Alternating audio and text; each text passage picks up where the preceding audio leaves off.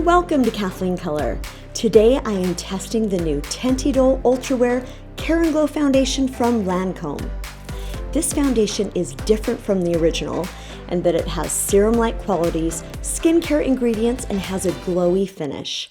But before we begin, make sure you subscribe and hit the bell so you get notified when I post new videos. Let's get started.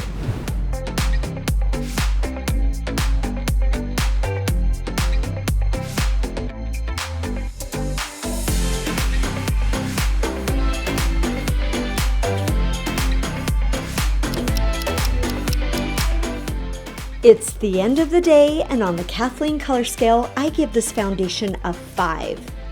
The things I like about this foundation are that it has a medium buildable coverage, it has a natural glow finish, an SPF of 27, it hydrates and smooths the skin, it's transfer resistant, and has a flawless finish, and the best part is that it lasted all day.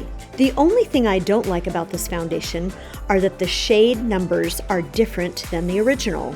So if you are trying to go from the original to this foundation, make sure you get matched. The neutral, cool, and warm shades are different. The skin type I recommend for this foundation is all skin types.